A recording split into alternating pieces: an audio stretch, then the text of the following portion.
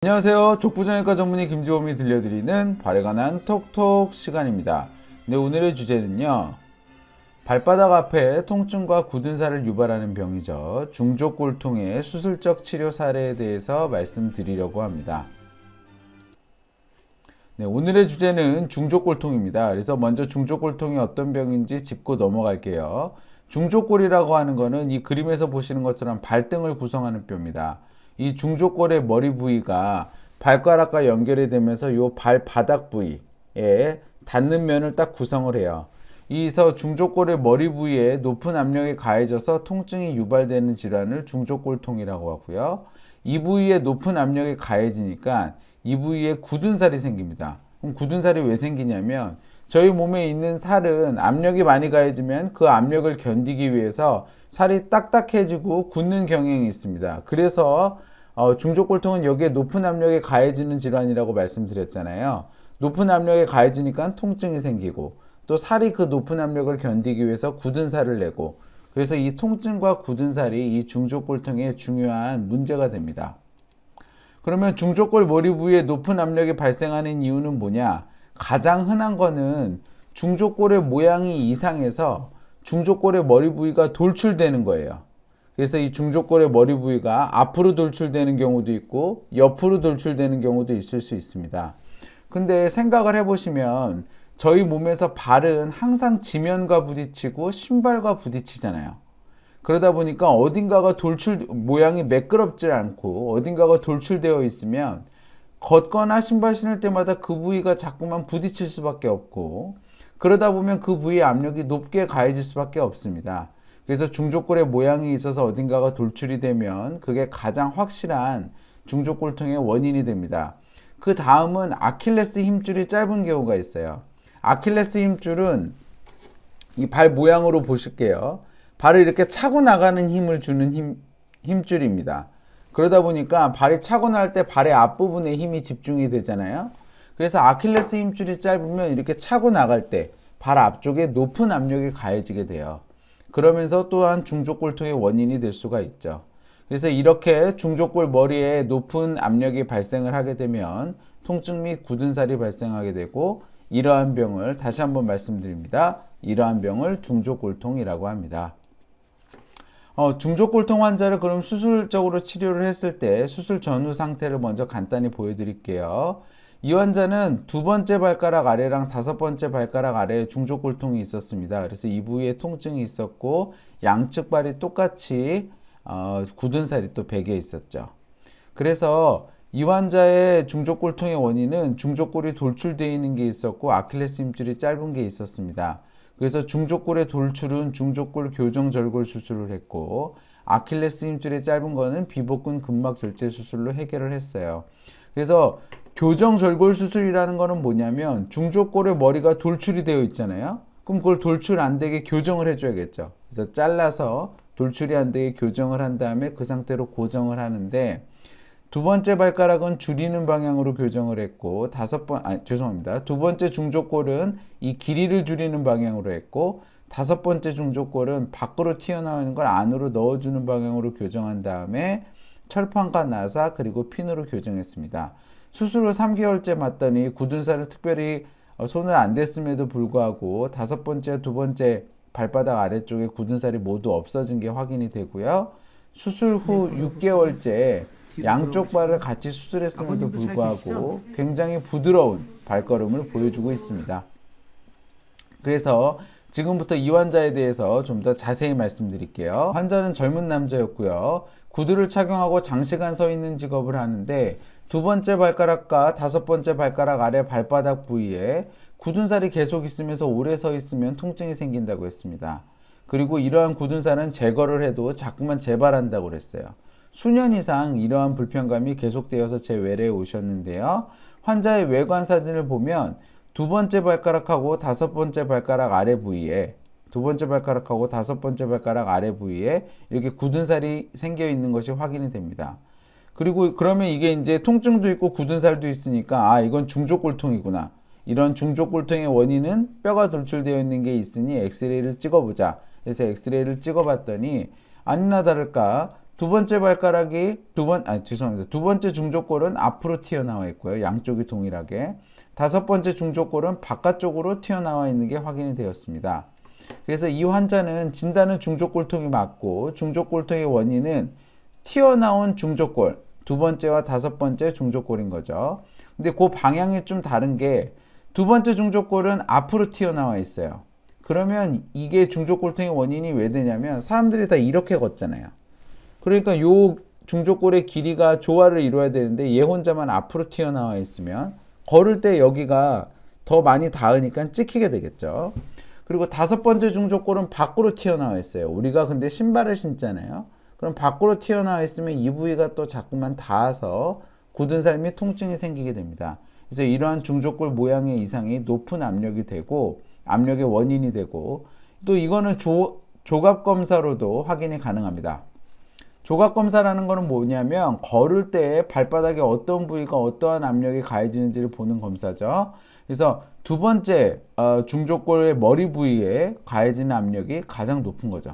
중족골의 머리 부위가 앞으로 튀어나와 있으니까요. 그래서 이런 검사 결과를 봐도 이 환자는 중족골의 모양의 이상이 이 중족골통의 원인이 되는구나 라는 걸 알 수가 있었고 수년간 아프니까 수술적 치료를 권유를 했습니다.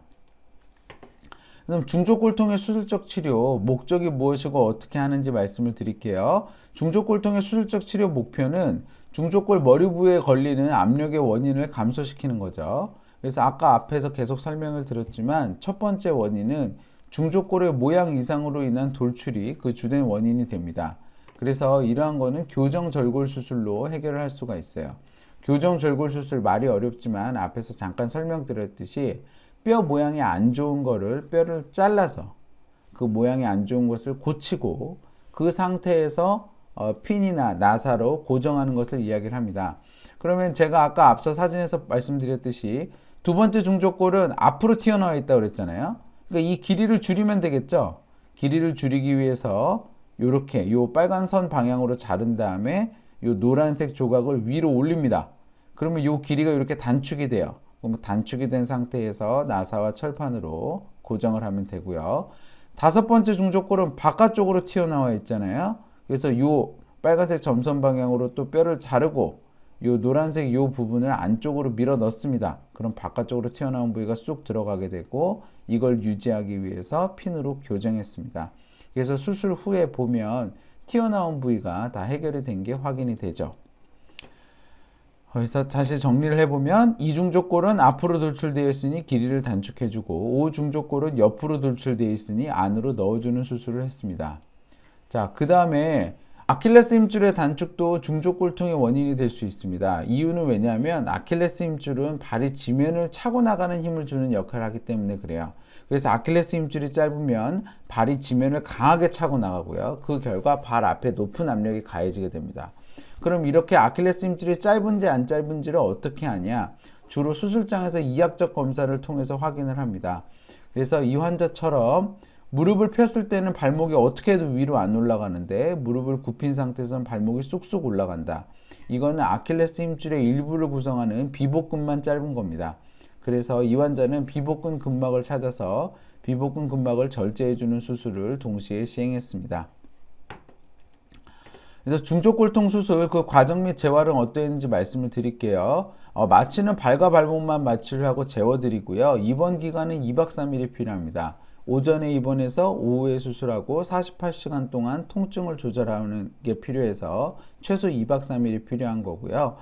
수술 후 48시간은 통증이 있기 때문에 정맥과 신경무통주사 모든 걸 다 써서 통증을 가급적 잘 조절하려고 노력합니다. 양측을 동시에 수술할 수 있느냐? 그거는 수술 후 재활에 따라서 달라요.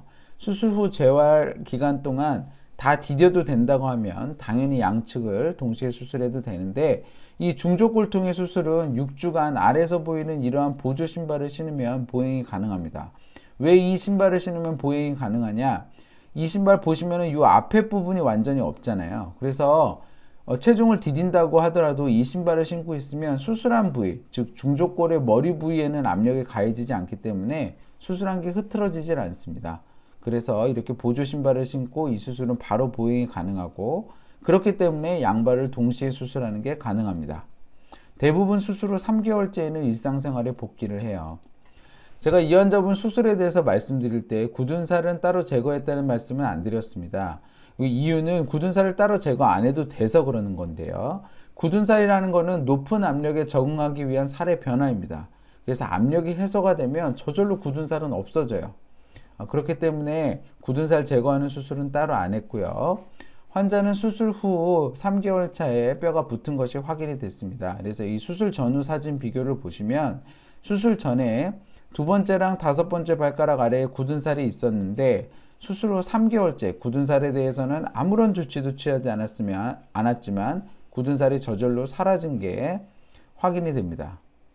그리고 수술 후 3개월째 엑스레이를 보면 이 절골한 부위에 골진이 나오는 게 다 확인이 돼요. 그래서 뼈가 완전히 붙었구나 라는 걸 알 수가 있었죠.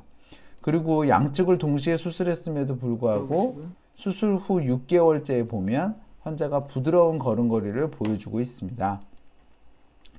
양측 발을 동시에 수술해도 되나요? 이런 말씀을 저한테 많이 하시는데요. 수술 후에 바로 디뎌도 되는 수술은 양측 발을 동시에 수술해도 전혀 문제가 없어요. 다만 수술 직후에는 통증이 있잖아요. 그런데 한쪽을 수술하면 아플 때에는 수술 안 한 쪽으로 주로 디디면 되는데 양쪽을 수술해 놓으면 계속 양쪽을 결국엔 디뎌야 되니까 수술 직후에는 걸을 때마다 통증이 좀 있는 것 같습니다. 양쪽을 동시에 수술하면. 그렇지만 시간이 지날수록 통증은 가라앉기 때문에 결국에는 걸음걸이는 자연스러워지고요. 중족골통 수술의 경우에는 양측을 동시에 수술한다고 하더라도 최종 결과에는 차이가 없는 것 같습니다. 이 환자도 보시다시피 굳은 살도 잘 없어졌고 뼈도 잘 붙었고 걸음걸이도 완벽하게 돌아왔으니까요. 자, 그러면 정리해 보겠습니다.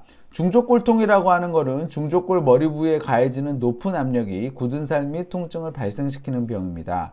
이러한 중족골통의 원인은 중족골의 모양 이상으로 인한 돌출 및 짧은 아킬레스 힘줄이 그 원인이 되고요. 중족골통의 수술은 이러한 원인을 해소를 해서 중족골의 머리 부위에 걸리는 압력을 줄이는 게 중족골통 수술의 목표죠.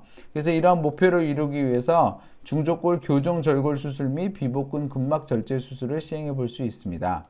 이러한 수술은 2박 3일 입원이 필요하고요. 수술 후에 바로 디딜 수 있기 때문에 양측을 동시에 수술하는 게 가능합니다. 수술 후 6주간만 보조 신발을 신어주시면 돼요. 중족골통은 오래 서 있거나 걸을 때의 통증을 유발하기 때문에 일할 때 특히 불편합니다. 그리고 굳은 살이 지속적으로 생겨서 이 굳은 살을 계속 제거하는 것도 굉장히 생활이 불편해요. 그래서 이러한 중족골통, 비록 수술적 치료가 필요한 경우도 있지만 적극적으로 치료하면 결국엔 건강한 발걸음을 빠른 시일 내에 회복할 수 있기 때문에 적극적으로 치료하셔서 건강한 발걸음 되찾으시길 소망합니다. 건강한 발걸음 행복한 100세 인생 발에 관한 톡톡이 함께합니다. 네, 저는 서울대학교 의과대학을 졸업을 했고 서울대학교 병원에서 정형외과 전공의를 수료했습니다. 서울백병원에서 정형외과 교수를 역임한 바 있고요. 다수의 TV 프로그램에서 저의 생각을 말씀드린 바 있습니다. 이 동영상은 제가 좀 더 저의 생각을 환자분에게 자세하고 자유롭게 말씀드리기 위해서 직접 제작하였습니다. 네이버 족보 김지원 블로그에 오시면 더 많은 정보와 질문이 가능합니다. 감사합니다.